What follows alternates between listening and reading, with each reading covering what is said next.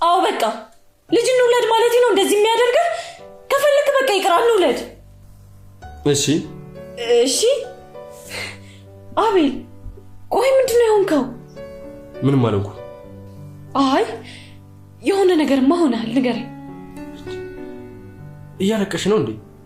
አይ አላለቀስኩም፣ ንገረኝ። እያለቀሽ ነው እንጂ ርብቃ። በጣም ይቅርታ፣ ስራው እኮ ስለሚያደክምና ትንሽ ቢዚ ስለሚያደርገኝ። ቆይ አቤል ምን አይነት ስራ ቢሆን ነው እንደዚህ ቢዚ የሚያደርግ? ሲያልቅ አሳይሻለሁ። በጣም ይቅርታ። እሺ እንሂድ። በቃ እሺ አሁን ቁርስን ብላ ቢል በቃ እንዲያውም አንቺ አጉርሽ። ሁለተኛ ግን እንደዚህ እንዳትናገሪ እሺ? አልነግርሽ።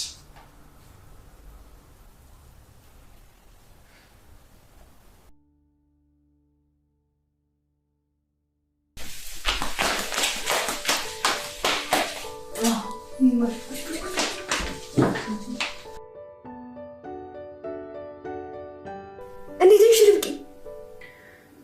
አለሁልሽ። ምን ሆናለሁ ብለሽ? ወይኔ ርብቃ፣ እኔማ በቃ ወሬ ለመስማት እንዴት ተንሰብስፌ እንደመጣው። እንዴ ምን አይነት የተለየ ወሬ? እንዴ ርብቃ፣ እኔማ ያው ሁሉን ነገር አስማምተሽ እኮ በቃ በላይ እንወልዳለን የምትይኝ መሰለኝ። እሱም ቀርቶ ስድቡን በቀረልኝ። ስድብ? የምን ስድብ? ሰደበኝ። ሰላም እንዴት ናችሁልኝ? ውድ የርብቃ ድራማ ቤተሰቦች እንኳን ወደ ቻናሌ በሰላም መጣችሁ። ርብቃ ድራማ ክፍል 45 እንግዲህ በክፍል 44 ላይ አሁን ላይ ርብቃና አቤል በፍቅር እንደ በፊቱ እየተያዩ አይደለም። አቤል አሁን ላይ ርብቃ ላይ መቀየር ጀምሯል። ምክንያቱ ምን እንደሆነ ባይታወቅም ማለት ነው። እና እንግዲህ በዚህ የተነሳ ሌሎች ችግሮችም እንደገና እየተፈጠሩ ይገኛሉ። ምክንያቱም ደግሞ እዩ መልሶ ወደ ህይወታቸው እየመጣ ነው። ደስተኛ እንዳይሆኑ እንግዲህ የተፈረደባቸው ይመስል እዩ እንዴት እንግዲህ 2 ዓመት ሆኖታል። እሱ ከእስር ቤት ካመለጠ ብዙ ነገር ካበላሸባቸው 2 ዓመት ሞልቶታል። ነገር ግን እስር ቤት ሲገባ ለ30 ዓመት ተፈርዶበት ነበረ። ታዲያ ለምን እስከ ዛሬ ዝም እንደተባለ እንግዲህ አይታወቅም። 2 ዓመት ሙሉ ውጭ ላይ ሆኖ አሁንም ለሌሎች ወንጀሎች ራሱን እያዘጋጀ ይገኛል ማለት ነው። እና አሁንም መልሶ ወደ እነሱ ህይወት ሊመጣ እያሰበ ነው፣ ወደ እነ አቤል ህይወት ማለት ነው። እንግዲህ ብዙ ነገር አድርጓቸዋል። በጣም ብዙ በህይወታቸው ዋጋ አስከፍሏቸዋል። ብዙ ነገር አሳጥቷቸው ምንም በቃ አሁን ላይ ጭራሽ ትዳራቸው አደጋ ላይ ነው ያለው። አቤል እየተቀየረ መጥቷል። እንደ ድሮ ትዳሩ ላይ ፍቅሩ ላይ ዋጋ እየከፈለ አይደለም። ለርብቃም ጊዜ እየሰጣት ብቻ አይደለም፣ በስርዓቱ እንኳን እያወራት አይደለም።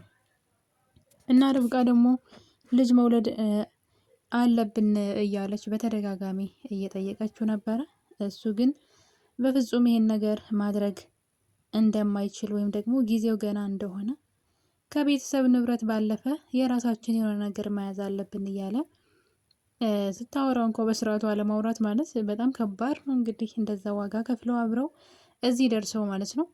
እነሱ የሆነ ነገር በመካከላቸው ቢፈጠር ማን እንደሚደሰት ጥላታቸው እዩ ነው። እዩ አሁንም ለነሱ አልተኛም፣ እንደ አዲስ ተነስቷል። እንደውም እንደ አዲስ በቀል አቤል በዛ ሁሉ ንብረት ተንደላቆ እየኖረ እኔማ በረሃብ እና በጎዳና ላይ አልኖርም ብሎ እንደ አዲስ እየተዘጋጀ ይገኛል። እና እንግዲህ ቀጥታ ያደረገው ነገር ምንድን ነው? እጁ ላይ የነማሚቴ ልጅ ገብታለች። አሁን ላይ በእሷ ተጠቅሞ ሌሎች ድራማዎችን እንደ አዲስ ሊሰራ እየተዘጋጀ ይገኛል። የማሚቴ ባለቤት እንግዲህ ልጃቸውን ለመፈለግ ከሀገር ውጭ ወደ ሀገር ውስጥ ተመልሳለች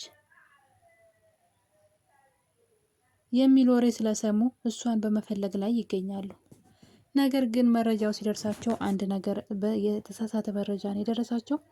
እሱም ደግሞ እንግዲህ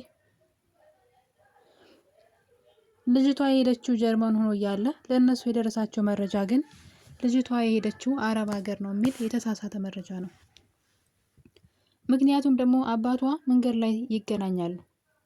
መንገድ ላይ ተጋጭተው ሲገናኙ እንደውም ስለዚህ ሀሳብ ሰው እየፈለገ እንደሆነና በቅርቡ ከውጭ እንደመጣች እንደሰሙ እና እሷን ልጃቸውን እየፈለጉ እንደሆነ አወራዋት። መንገድ ላይ ያገኟትን የተጋጯትን ልጅ ማለት ነው።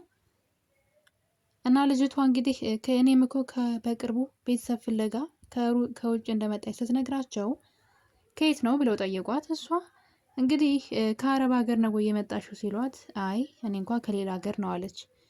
እና እነሱ የደረሳቸው መረጃ የተሳሳተ ነው፣ የተሳሳተ መረጃ እንጂ ልጅቷ መጀመሪያውንም አረብ ሀገር አልነበረም የሄደችው። እናም እንግዲህ አረብ ሀገር ነው የኛ ልጅ የሄደችው እና ግን በቅርቡ እንደተመለሰች እዚህ ሰፈርም ትኖራለች ተብሎ መረጃ ስለደረሰን ነው የሚል ወሬ አወራ። ስለዚህ እዚህ ጋር ነው ጥፋት የጠፋው። ልጅቷ የእዩ እጅ ውስጥ ገብታለች። አሁን እዩ እንደ አዲስ በቀሉ ሊጀምር ነው። ምክንያቱም ደግሞ እዩ እሷን ይዞ ልጃችሁን እገላለሁ የምፈልገውን ነገር አድርጉ ማለቱ የማይቀር ነው እና በዚህ የተነሳ እንግዲህ እዩ ማሚቲ ጋር ስልክ ይደውልላታል። እናም በማይታወቅ ስልክ 2 ዓመት ምናምን ስለሆነውም ድምፁም ተቀይሮባታል። በማይታወቅ ስልክ ነው የደወለላት። ከደወለላት በኋላም የሞት መልአክ ነኝ የእንትን መልአክ ነኝ እያለ እንግዲህ እየለፈለፈ ነበረ። በመጨረሻም እንግዲህ ልጅሽን እኔ ጋር ናት አይነት ነገር ነው ሲናገር የነበረው። እናም ማሚቴ ሰውየው ልታውቀው ነው ያልቻለችው። ነገር ግን ስለዚህ ነገር እዩ ሊያውቅ ይችላል ብለው ሁሉም ፊታቸውን ወደ እዩ አዙረዋል። እዩ ደግሞ በድብቅ እነሱ ጋር እየደወለ የሚፈልገውን ነገር እንዲሰጡት እየጠየቃቸው ነው። ያለዛ ግን ልጅቷን እገላታለሁ እያለ ነው። እስኪ አስቡት እንግዲህ እንዴት ነው እንደዛን ሁሉ ወንጀል የሰራ ሰው ከእስር ቤት ወጥቶ በሰላም የመኖር መብት እንዴት ነው? እንደዚህ ህጉ ይሰራል እንዴ? እንደዚህ እና ትንሽ አስቸጋሪ ነው። እንደዚህ ባይሆንም መልካም ነው። ይሄ ነገር መስተካከል አለበት። እዩ ወደ እስር ቤት መግባት አለበት። አቤልና ርብቃ ደግሞ ርብቃ የተቀየረ ነገር የላትም። አሁንም ትዳሯን አክብራ ለትዳሯ ዋጋ መክፈል የምትፈልግ ሴት ናት። በዛ ላይ ደግሞ ልጅ እንዲኖራቸው አዲስ ህይወት እንዲኖራቸው የምትፈልግ ሰው ናት። ነገር ግን እሱ ተቀይሯል። አስባችሁታል? የሆነ ፍቅሩ ያለቀበት ነው የሚመስለው እና እንደገና ያ ሁሉ መከራ አሳልፈው ደስተኛ መሆን ሲገባቸው እንዴት ብሎ ነው ርብቃ ልትሰቃይ የሚገባው? ርብቃ አሁን ላይ እንደ አዲስ ስቃይ ውስጥ ልትገባ ነው። እሱ ፊት እየነሳት ነው።